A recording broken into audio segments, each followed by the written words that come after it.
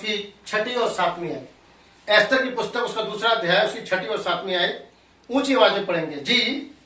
वे उन बंधुओं के साथ यरूशलेम से बंधुआई में गया था। किसकी बात हो रही है? यहाँ हम अपना एस्तर रानी वाले जो कि हमने अपना संदेश दिया था उसके दूसरे भाग को हम यहाँ लेना चाह रहे हैं। और आज हम एस्तर को, उसके जीवन को 4 भागों में लेना चाहेंगे। उसके जीवन का पहला भाग हम लेना चाहेंगे उसके चुने जाने को लेकर के, उसके जीवन का दूसरा भाग हम चाहेंगे उसके योग्य ठहरने को लेकर के, उसके जीवन के तीसरे भाग को हम चाहेंगे व्याकुलता में जाने को लेकर के, और उसके जीवन के चौथे भाग को हम चाहेंगे उसको विजय के तौर पे। आमीन, ताकि वो विजय कहलाए। जी हाँ, अब उसके पहले भाग को हम देखेंगे, उसके चुने हुए वाले भाग को, जिसमें हमें पता चलता है कि एस्तर रानी, जिसका नाम वास्तव में एस्तर नहीं था, उसका नाम हदशसा था, और ये यहूदियों के साथ गुलामी में गई थी, और तब गई थी जब नबूकदनेस्सर लोगों को गुलाम बना करके ले गया था, और तब एस्तर का परिवार भी उसमें गया था। जी, अब हम पढ़ेंगे दूसरा अध्याय उसकी 2री और 3री आयत को जी। तब राजा के सेवक जो उसके टहलुए थे। हाँ, एक बार फिर से हम पढ़ लेंगे 2री की 7वीं आयत को पढ़िए। दूसरा अध्याय की 7वीं आयत जी। उसने हदस्सा नाम अपनी चचेरी बहन को जो एस्तर भी कहलाती थी, जो आगे चल के एस्तर कहलाई जी, पाला पोसा था क्योंकि उसके माता पिता कोई ना था। नंबर 1 बात, ये गुलामी के अंदर थी। नंबर 2 बात, जब एस्तर अपनी माता के घर में थी उसके पिता का देहांत हो गया था। उसके बाद जब वो एस्तर पैदा हुई तब उसकी माता का भी देहांत हो गया, और इस कारण क्या हुआ कि एस्तर के ऊपर एक कलंक लगा हुआ था। वो कलंक ये था कि बचपन से ही अपने माता पिता को इसने खो दिया, या जैसा कि कहा जाता है कि भाई कैसी पैदा हुई, माता पिता को खा गई, ऐसा विचारधारा के साथ ही पैदा हुई थी। और इसका नाम क्या पड़ा था? उसका नाम हदशसा। हदशसा का वास्तविक अर्थ होता है मेंहदी का वृक्ष जी। लेकिन तब उसका पालन पोषण किसने किया था? इसके चचेरे भाई मोर्दके ने किया था, और मोर्दके को नाम हमने देखा था, उसमें मोर्दके का अर्थ होता है कि योद्धा, और ये इसका चचेरा भाई था, क्योंकि छुड़ाने वाला कुटुंबी हमेशा खून के रिश्ते का होता है, चचेरा होता है, एक ब्लड रिलेशन का होता है। यही कारण है कि ये इसका छुड़ाने वाले कुटुंबी बन के सीन पे आया था। इसने पाला पोसा, अपनी बेटी की तरह पाला पोसा इसने। और तब हम आगे बढ़ते हैं, क्या होता है 2 अध्याय उसकी 2री और 3री आयत जी। तब राजा के सेवक जो उसके टहलुए थे कहने लगे राजा के लिए सुंदर तथा युक्ति कुआरियां ढूंढी जाए। राजा ने किस बात की बात को कहा? सुंदर युवतियों को। और हम जानते हैं कि एस्तर कैसी थी? एस्तर बचपन से एक रूपवती और सुंदर थी। वरन रूपवती और सुंदर से बढ़कर बात यह है कि वो परमेश्वर की आज्ञाओं का पालन करती थी, और परमेश्वर की आज्ञा का पालन करने के कारण वो प्रतिदिन प्रार्थना में रहती थी। जैसा कि आप स्क्रीन पे देख रहे हैं, बचपन से ही वो प्रार्थना में लगी रहती थी। वो प्रार्थना जीवन उसका था। अभी उसकी उम्र इतनी बड़ी नहीं हुई थी, वो प्रार्थना में रहती थी। वो और बड़ी हुई तो और अधिक प्रार्थना में गई, वो और बड़ी हुई और अधिक प्रार्थना में गई। उसका जीवन परमेश्वर के साथ समर्पित था। वो परमेश्वर के साथ प्रार्थना में रहा करा करती थी। क्या मेरी बात समझ पा रहे हैं? आमीन, समझ पा रहे हैं जी। यही कारण था कि इसकी प्रार्थनाओं का प्रतिफल अब इसको मिलने जा रहा था। और क्या था कि जब राजा ने आज्ञा दी कि एक रानी को चुनी जाए, उसके सेवकों ने उसको कहा कि रानी इसके लिए चुनी जाए, तब वहां पर रानी के चुनाव के लिए 7 खोजों को नियुक्त किया गया था। वहां 7 खोजों को नियुक्त किया गया था। ये 7 खोजे क्या काम करते थे? रानी को सजाने का काम किया करते थे। किसको सजाने का काम किया करते थे? रानी को सजाने का काम किया करते थे। और ये रानी किस तरह सजाई जाती थी? ये रानी उन चीजों से सजाई जाती थी जो चीजें राजा की ओर से प्रोवाइड की जाती थी, जो वस्त्र राजा की ओर से प्रोवाइड किए जाते थे, जो वस्तुएं राजा की ओर से प्रोवाइड की जाती थी, उन चीजों के द्वारा इन युवतियों को सजाया जाता था। कैसे कपड़े होते थे भाई उसके? थोड़ा इस पे भी हम फोकस कर लेते हैं कि उसके कपड़े किस प्रकार के होते थे। उन दूतों ने, उन खोजों ने उसे किस तरह के वस्त्रों से सुसज्जित किया था। क्या मेरी बात समझ पा रहे हैं? हम निकालेंगे दूसरा पतरस। वहां 7 खोजे थे। 7 खोजे अपने अपने गुणों के साथ वहां खड़े थे। 7 खोजे अपने अपने गुणों के साथ वहां राजकुमारियों को सजाने के लिए खड़े हुए थे। 7 खोजों के पास अपने अपने गुण थे, 7 खोजों के पास अपनी अपनी चीजें थी जो उनको राजा के द्वारा प्रोवाइड की गई थी, उससे वो राजकुमारियों को सजाया किया करते थे। दूसरा पत्रस पहला अध्याय और उसकी 5वीं आयत से पढ़ना शुरू करेंगे 8वीं आयत तक। मिल गया क्या आपको? और इसी कारण तुम सब प्रकार का। अब मैं यहां कुछ बताना चाहता हूं। जब वहां राजकुमारियों को तैयार किया गया तो उनमें सबसे सुंदर राजकुमारी कौन दिखाई पड़ी? कौन दिखाई पड़ी? हससा। कौन दिखाई पड़ी? हससा दिखाई पड़ी। और ये दूध भी उससे इतने प्रभावित हो गए क्योंकि उसके अंदर क्या पाया इन्होंने? उसके अंदर इन्होंने 7 गुणों को पाया। क्या पाया उसके अंदर इन्होंने? 7 गुणों को पाया। उसमें उन्होंने एस्तर के अंदर विश्वास को पाया, उन्होंने एस्तर के अंदर सद्गुण को पाया, उन्होंने एस्तर के अंदर इस तरह के गुणों को उसके अंदर पाया। और तब जैसा कि हम पत्रस में पढ़ते हैं, जी पढ़िए अब। और इसी कारण तुम सब प्रकार का यत्न करके। दूतों ने क्या सलाह दी उसको? उन दूतों ने क्या सलाह दी कि इससे पहले कि तू राजा के सामने पेश हो, तुझे सब प्रकार का यत्न करना है। कितनी प्रकार का? किसी एक प्रकार का नहीं, सब प्रकार का। ये सब प्रकार कौन से थे? किस प्रकार का उसे यत्न करना था? उन्होंने कहा अगर तू इस प्रकार का यत्न करके जाएगी, हम तुझे ये बात गुप्त में बता रहे हैं, हम ये बात औरों के सामने नहीं रखना चाहते, ये बात हम तेरे सामने रखना चाहते हैं कि तुझे सब प्रकार का यत्न कैसे करना है। अब पढ़िए आयत को जी। अपने विश्वास पर सद्गुण। सब प्रकार का यत्न करके तू अपने विश्वास पे सद्गुण, और सद्गुण पर समझ, सद्गुण पर समझ, और समझ पर संयम, और समझ पर संयम, और संयम पर धीरज, और संयम पर धीरज, और धीरज पर भक्ति, और धीरज पर भक्ति, और भक्ति पर भाईचारे की, और भक्ति पर भाईचारे की प्रीति को, और भाईचारे की प्रीति पर प्रेम, और भाईचारे की प्रीति पर किसे बढ़ाते जाओ? प्रेम को बढ़ाते जाओ। ये क्या चीज थी? ये उसके स्वभाव था, ये उसके वस्त्र के रंग थे। ये कैसे रंग थे? हर चीज का अपना अपना रंग था। विश्वास का अपना एक रंग था, सद्गुण का अपना एक रंग था, समझ का अपना एक रंग था। इन रंगों से उन्होंने एस्तर के जीवन को रंगा। और तब वो क्या कहना चाहती है? पढ़िए आगे। क्योंकि यदि ये बातें तुम में, यदि ये बात एस्तर रानी तुझ में हो, अगर हदसा ये बात तुझ में हो और जी और बढ़ती जाए, और ये बात बढ़ती जाए, तो तुम्हें हमारे प्रभु यीशु मसीह के, तो तुम्हें हमारे प्रभु, यहां मैं कहना चाहूंगा, तब तुम्हें हमारे राजा शेर्स के सामने पहचानने में निकम्मे और निष्फल ना होने तू निष्फल और निकम्मी नहीं ठहरेगी अगर तुम इन गुणों के साथ राजा शेर्स के सामने जाएगी। हालेलुया। क्या मेरी बात समझ पा रहे हैं? इन 7 गुणों से अगर तू सुसज्जित होके, इन वस्त्रों से सुसज्जित होके, इन रंगों से सुसज्जित होके जब तू राजा के सम्मुख पर जाएगी तो तू निकम्मी नहीं ठहरेगी। क्या नहीं ठहरेगी? निकम्मी नहीं ठहरेगी। क्यों? ये गुप्त बात 7 खोजों ने किसके सामने रख दी? एस्तर के सामने रख दी। और एस्तर उनसे क्या हो गई? परिपूर्ण हो गई। और जब एस्तर परिपूर्ण हुई, राजा के सामने जाके ले जाई गई। जब राजा के सामने वो गई, तब राजा ने क्या बताना शुरू किया? राजा से खोजों ने बताना शुरू किया। देखिए खोजे कैसे बता रहे हैं? खोजे बता रहे हैं कि तुझे किस किस गुणों से संपन्न होना है। तुझे अपने विश्वास पर सद्गुण जोड़ना है, सद्गुण पर समझ जोड़ना है, समझ पर संयम जोड़ना है, संयम पर धीरज जोड़ना है। पूरी तरह वस्त्र सुसज्जित होना है। और सुसज्जित होने के बाद तुझे कहां जाना है? राजा शेर्स के सामने जाना है। राजा शेर्स के सामने जाना है। और जब तू वहां इस तरह से पहुंचेगी तो तू किसी भी रीति पे निष्फल नहीं होने पाएगी। तू अपनी योजना में कामयाब हो जाएगी। ये गुप्त रहस्य किसने बताया? खोजों ने हससा को बता दिया। क्या मेरी बात समझ पा रहे हैं? और जब हससा को राजा के सामने लेके जाया गया, और जब राजा के सामने हससा पहुंचती है तो उसके अंदर से ये 7 गुण प्रकट हो रहे होते हैं।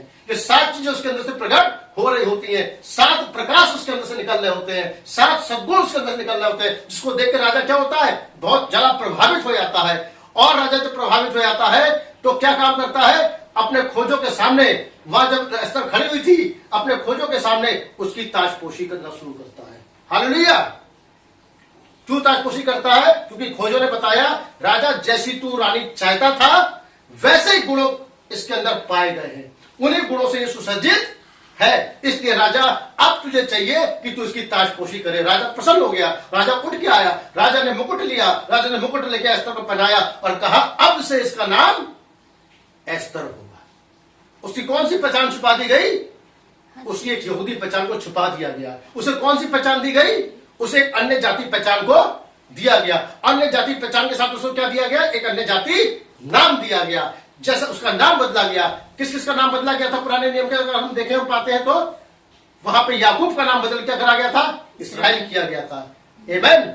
यूसुफ और इसी प्रकार के थे जो है वहां पे यूसुफ का नाम भी बदला गया था। क्या पता आपको यूसुफ का नाम बदला गया था?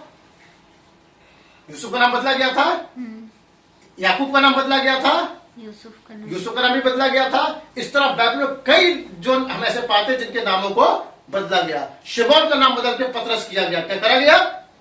क्या करा गया? क्यों करा गया? उनके नामों को भी चेंज करा गया। क्या यूसुफ के पास कुछ था? जी हाँ, निकाल लेंगे। उत्पत्ति 37 अध्याय और उसकी 3री आयत को पढ़िए। और इजराइल, और इजराइल, किसका नाम बदला हुआ है? याकूब का नाम क्या हो गया? इजराइल। जब याकूब का नाम इजराइल हुआ तो क्या काम कर रहा है? जी, अपने सब पुत्रों से बढ़ के, अपने सभी प्रचारकों से बढ़के, अपने सभी चुने हुओं से बढ़के, अपने सभी पुत्रों से बढ़कर यूसुफ से प्रीति रखता यूसुफ से प्रीति रखता था, क्योंकि वे उसके बुढ़ापे का पुत्र था। वो उसके बुढ़ापे का पुत्र था। अगर इसको हम इस तरह से देखें तो बुढ़ापे का मतलब होना चाहिए उसके अंत समय का पुत्र था। उसके कैसे समय पुत्र था? अंत समय का पुत्र था। अंत समय में आई दुल्हन की तस्वीर थी। अंत समय में आए हुए दुल्हन का लेपालकपन का पुत्र था। जी, और उसने उसके लिए रंग बिरंगा अनरखा बनवाया। रंग बिरंगा अंगरखा बनवाया। अगर अंग्रेजी में पढ़ेंगे तो आप पाएंगे मैनी कलर्स। कैसे पाएंगे? Many colours. और मैनी कलर्स कैसे होते हैं? ये 7 रंग के होते हैं। ये 7 रंग के अंगरखे को किसको दिया गया था? यूसुफ को दिया गया था। किसको दिया गया था रंग का अंगरखा? ये यूसुफ को दिया गया था। अब इसकी हम कौन सी आयत पढ़ लेंगे? 23वीं आयत को पढ़ेंगे। जी, सो ऐसा हुआ कि जब यूसुफ अपने भाइयों के पास होता क्या है कि जब यूसुफ को अंगरखा दिया जाता है, जब वो कलर कोट पहनाया जाता है, यूसुफ को जब 7 रंग का अंगरखा पहनाया जाता है, इस बात से उसके भाई खिसिया जाते हैं। जब जब किसी को ये 7 रंग का अंगरखा पहनाया गया है, निश्चित तौर से प्रचारक खिसिया गए हैं। निश्चित तौर से बड़े बड़े जो प्रचार करने वाले हैं, बाइबल की बातों को जानने वाले हैं, जो गलत तरीके से अनुवाद को लेते हैं, वो उससे खिसियाते हैं। उन रंगों से खिसियाते हैं, उस कैरेक्टर से खिसियाते हैं कि ये क्यों यहां पर रखा जा रहा है। लेकिन उससे कौन प्रेम करता है? जो दूतों को विश्वास करता है, जो दूतों के संदेश में विश्वास करता है, जो खोजों के संदेश में विश्वास करता है, उसको क्या मिलता है? उसको अंगरखा देते हैं। कि भाई लोग क्या काम करते हैं? उसके भाइयों के चिड़न आ गई। क्या चिड़न आई? पढ़िए। तब उन्होंने उसको रंग बिरंगा अंगरखा, जी, जिसे वो पहने हुए था, उतार दिया। उसके भाई क्या काम करते हैं? जबरदस्ती, तूने ये संदेश लिया, तेरे पास ये संदेश है, तू इस संदेश पर विश्वास करता है, उसका अंगरखा उतारा। आगे क्या करा? और यूसुफ को उठाकर गड्ढे में डाल दिया। ये एक ईर्ष्या वाली बात होती है, एक जलन वाली बात होती है कि संदेश के विरुद्ध में बात करना, संदेश की गंभीरता में बात करना, संदेश के भेदों के विरुद्ध बात करना और उसके संग्रह को उतार लेना, और जो इस पर विश्वास करता है उसे काय में झोंकना, गड्ढे में झोंकना। काय में झोंक देना, गड्ढे में झोंक देना। एक आयत को और पढ़ेंगे हम, दूसरा सैमुअल जी, दूसरा सैमुअल 13:18। वे तो रंग बिरंगी कुर्ती पहनी थी। किसके विषय में बात हो रही है? एक स्त्री थी वहां पे जिसके विषय में बात हो रही है, वो राजकुमारी टाइप की थी। तो क्या बता रहे हैं कि वे तो रंग बिरंगी कुर्ती पहनी थी, क्योंकि जो राजकुमारियां कुंवारी रहती थी, जो राजकुमारियां कुंवारी रहती थी, वे ऐसे ही वस्त्र पहना करती थी। बस कैसे वस्त्र पहना करती थी? कलर्ड। अगर आप एक चुनी हुई दुल्हन हो, अगर आप उसकी कुंवारी दुल्हन हो, तो आप रंग बिरंगे अंगरखे के साथ उसके सामने जाएंगे। लेकिन इस रंग बिरंगे अंगरखे से कुछ लोग चिढ़ते हैं। कैसे लोग चिढ़ते हैं? वह हामान था। हामान इस प्रकाशन से चिढ़ा करता था। हामान इस प्रकाशन से नफरत किया करता था। हामान 7 दूतों के प्रकाशन से नफरत किया करता था। हामान कहता था ये गलत है। और तब हामान वहां पे क्या हुआ? उसने हामान जो था मोर्दके से नफरत किया करता था, क्योंकि वो जान गया था कि मोर्दके कौन है, एक इस्राएली है। लेकिन उसने क्या कहा था, एस्तर से कहा था अपनी पहचान को छुपाए रखना, अपनी पहचान को छुपाए, क्योंकि तुम्हें कोई दुल्हन के रूप में पहचान नहीं सकता। क्योंकि ये दुल्हन होंगे, इनकी जिंदगी तो देखो दुल्हन होंगे, तुम्हारी पहचान को छुपाया गया है, तुम कभी भी नहीं पहचाने जा सकते कि तुम दुल्हन है। और दुल्हन के चक्कर में वो दूसरों को घात कर देते हैं, समझे। अब वो किस पे टूट पड़ा, क्योंकि एस्तर कहां रहती थी, एस्तर महल में रहती थी, और महल के अंदर उसकी जो थी रक्षा थी, इसलिए परमेश्वर ने दूतों के द्वारा तुम्हारी रक्षा को रखा गया है। लेकिन जो महल के बाहर कौन था, मोर्दके था। हामान किस पे टूट पड़ा, मोर्दके पे टूट पड़ा, क्योंकि मोर्दके उसके सामने कभी झुकता नहीं था। और तब उसने कहते जो है एक लेटर लिखवाया।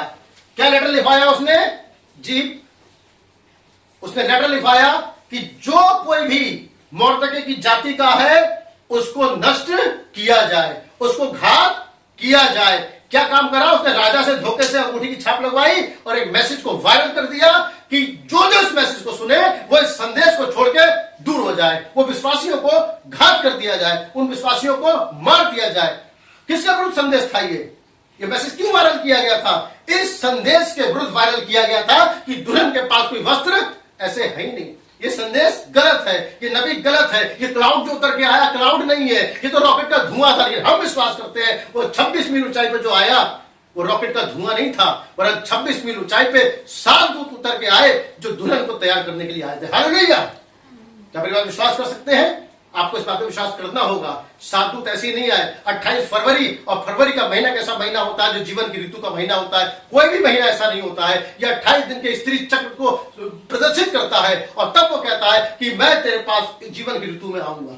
क्या मेरी बात समझ पा रहे हैं? इसलिए 7 दूत जीवन की ऋतु में दुल्हन के पास आए ताकि उसको राजा के सम्मुख पे जो है पेश करने पाए। क्या मेरी बात समझ पा रहे हैं? और उसने मैसेज वायरल कर दिया, और तब मोर्दके बहुत दुखी हुआ। मोर्दके ने अपने कपड़े फाड़े, मोर्दके ने जो था अपने आप को टाट ओढ़ा और विलाप में चला गया। और तब वहां पे खोजा था जिसका नाम था हताक।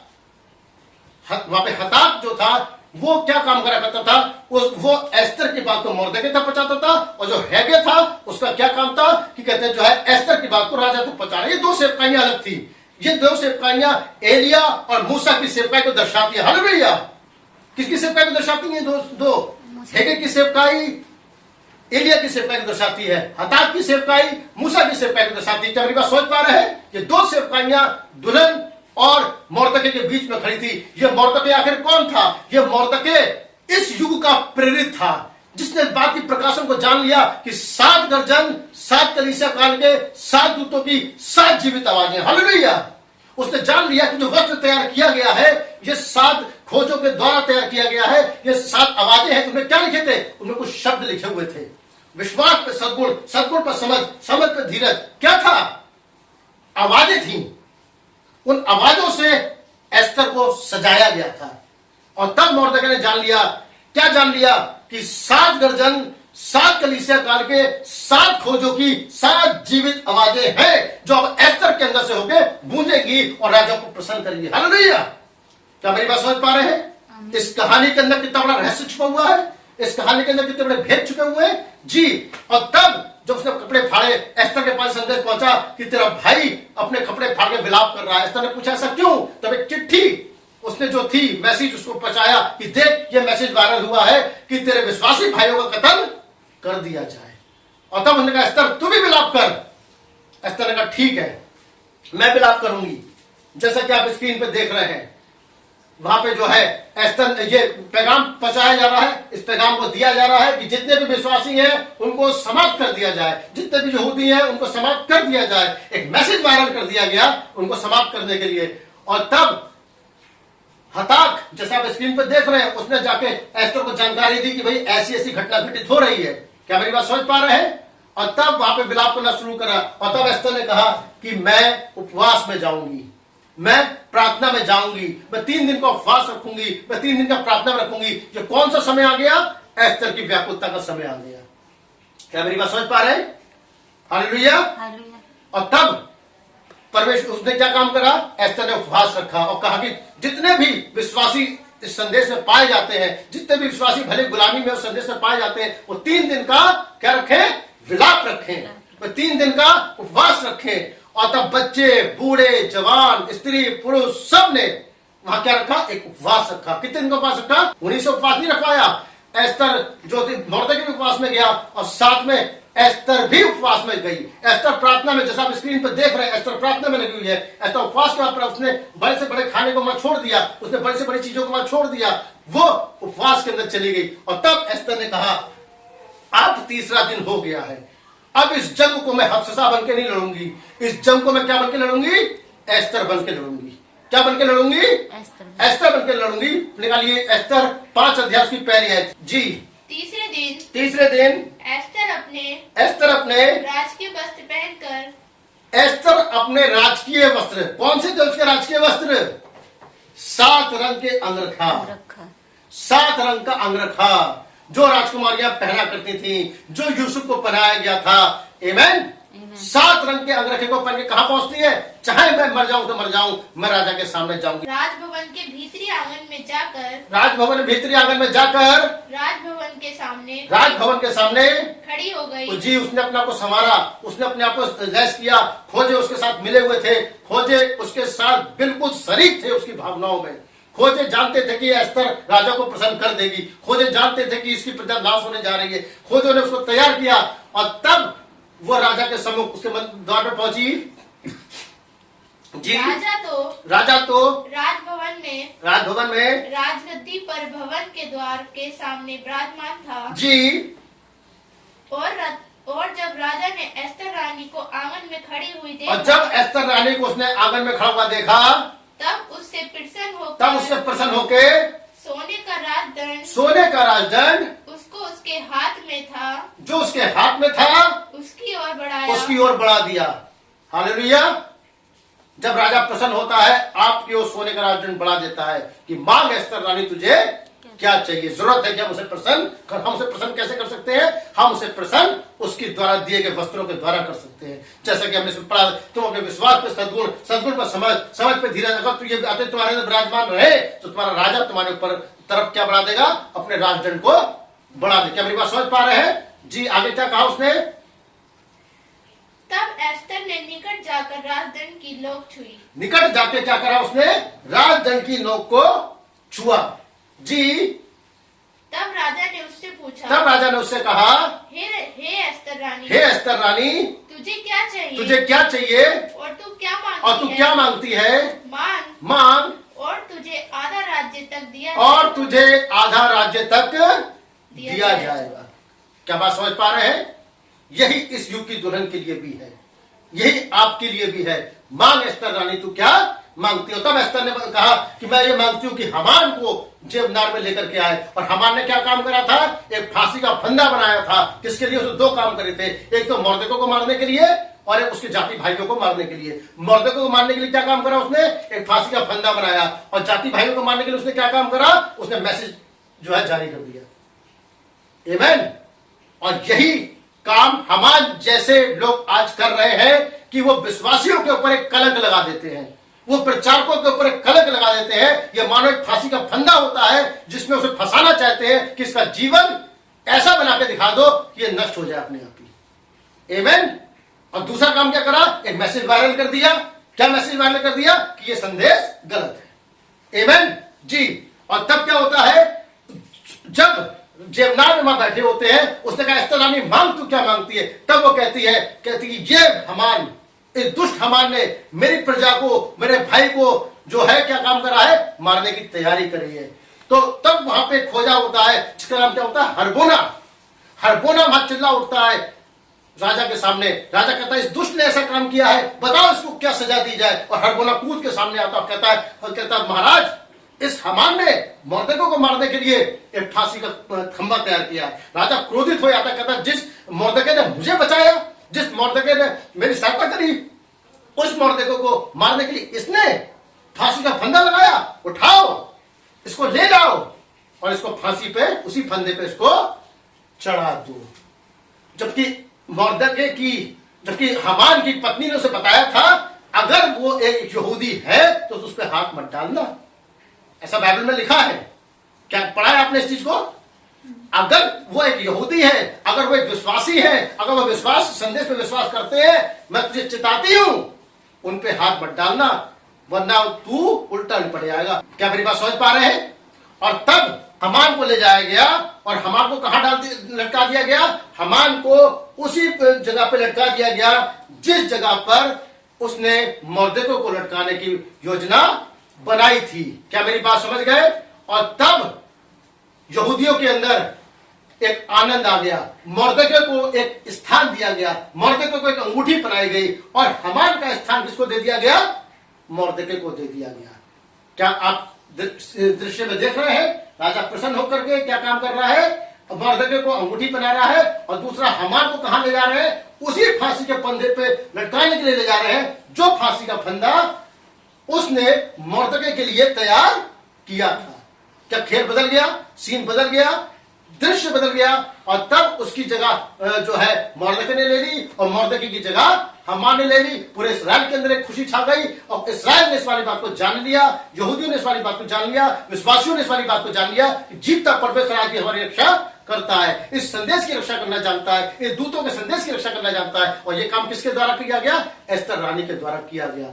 और ये वास्तव में एक तस्वीर जो थी, ये यीशु मसीह और उसकी दुल्हन की तस्वीर थी। जब दूल्हा प्रसन्न होता है, अपनी दुल्हन को अपनी ओर बुलाता है। क्या मेरी बात समझ पा रहे हैं कि वहां पर एस्तर के द्वारा, उन वस्त्रों को पहनने के द्वारा, उन वस्त्रों के पहनने सामने जाने के द्वारा, उन खोजों की सलाहों के द्वारा एक ऐसा काम किया गया जो आने वाले भविष्य की एक तस्वीर था। क्या इस कहानी से आप बात को समझे? क्या इस कहानी से आपको कुछ प्रकाशन मिलता है? इस कहानी से आने वाले समय प्रकाशन मिलता है। आगे आने वाले वीडियोस में हम और भी भेदों को प्रकट करेंगे जो प्रकाशित वाक्य के अंदर पाए जाते हैं। इनका आप ध्यान रखें, इसको देखें, इससे परमेश्वर के वचन में और जड़ महसूस करें। और जो मैसेज वायरल करा गया था यहूदियों को मारने के लिए, विश्वासियों को मारने के लिए, उससे ज्यादा तेज तरीके से वो मैसेज वायरल हुआ जो यहूदियों को बचाने के लिए था, विश्वासियों को बचाने के लिए था। इसलिए मैं कहना चाहता हूं, अगर ये मैसेज अगर कोई विश्वासी देख रहा है तो इसको और आगे वायरल करे, ताकि विश्वास में लोग मजबूत होते चले जाए, विश्वास में लोग जड़ पकड़ते चले जाए, वो जान ले, उन लोगों को जवाब दे सके, देखो ये ऐसे नहीं और ये ऐसे है, संदेश की गुणवत्ता ये नहीं, संदेश की गुणवत्ता ये है, ताकि तुम्हारा विश्वास डगमगाए नहीं। हालेलुया।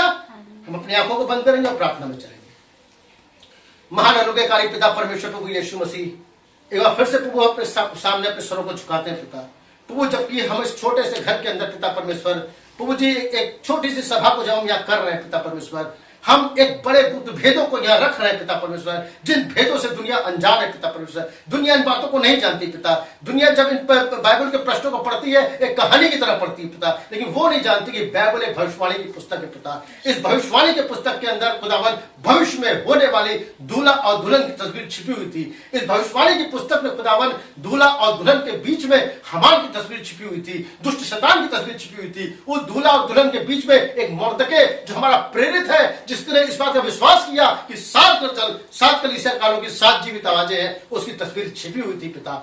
तो हम विश्वास करते हैं पिता परमेश्वर प्रभु जी, उन 7 खोजों को के ऊपर खुदावन वो 7 कलीसिया काल के दूत है पिता। उन 2 खोजों को खुदावन जो कि हताक और हैगे थे पिता, ये एलिया और मूसा की सेवकाई में थे पिता परमेश्वर प्रभु, जहां ये संदेश जाए पिता परमेश्वर प्रभु, उनके ऊपर पवित्र आत्मा की छाप को होने दे पिता परमेश्वर। वो तेरे वचन की गहराई में गड़ जाए पिता परमेश्वर, तेरे वचन को उसके अंदर बन जाए पिता परमेश्वर प्रभु जी, तेरा वचन उनके अंदर जब्त हो जाए पिता। वो इस कहानी के द्वारा ये जान ले पिता कि तेरी महान छुटकारे की योजना क्या थी परमेश्वर, और इस कहानी से वो छुटकारे की योजना का खुलासा करने का पिता। ओ परमेश्वर प्रभु जी, हम सबको अपने लहू में छिपा ले। उद्धार करता प्रभु यीशु मसीह पवित्र नाम से मांगते हैं, आमीन। Hallelujah, hallelujah.